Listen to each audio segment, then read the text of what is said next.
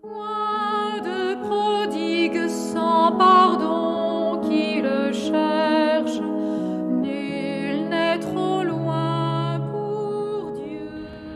Chers frères et sœurs, il y a quelques jours, nous avons commencé le temps du carême, où nous sommes tous invités à renouveler notre adhésion spirituelle à Dieu, en renonçant et en se détournant de tout ce qui nous éloigne de son amour, sa compassion, sa miséricorde et sa grâce.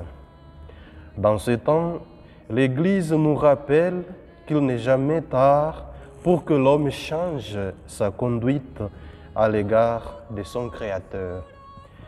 Il est écrit en Jérémie chapitre 18, versets 7 et 8, « En un instant, je décrète de déraciner, de renverser et de ruiner une nation ou un royaume.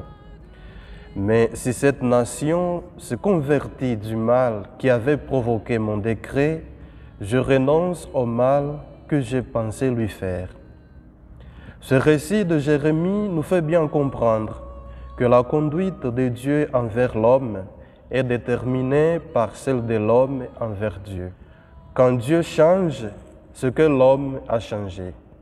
Mais Dieu ne change qu'en apparence, car cette nouvelle manière d'agir résulte de l'immutabilité même de sa nature. Chers frères et sœurs, nous reconnaître pécheurs, accepter nos fautes, nos torts, nos manques de perfection et accueillir Jésus comme Sauveur est le seul moyen d'échapper de la condamnation éternelle. Les habitants de Ninive, selon la première lecture, ont cru en Dieu qui leur parlait par la bouche de Jonas et se sont repentis de leurs mauvaises œuvres. La repentance commence quand nous croyons en Dieu.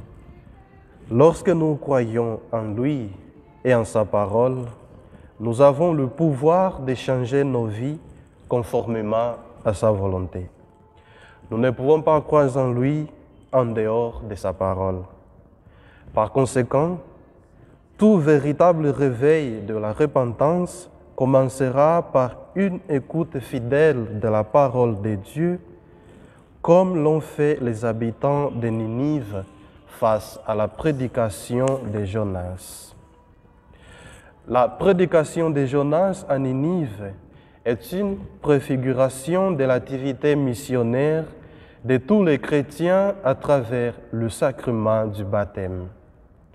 Jonas était un prophète de Yahweh, mais aussi un missionnaire qui était à l'écoute et qui a annoncé la parole et la volonté de Dieu à un peuple étranger, une nation païenne.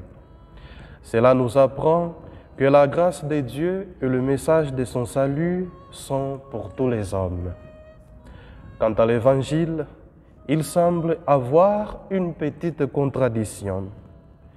Cette génération ne recevra aucun signe de plus que celui de Jonas.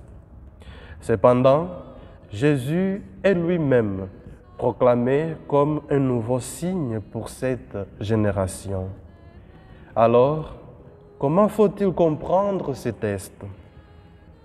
Les prophètes de l'Ancien Testament se présentaient au peuple avec des grands signes, comme il était pour Moïse lors de la libération de l'esclavage en Égypte, ou Élie lors de la confrontation avec le prophète de Baal.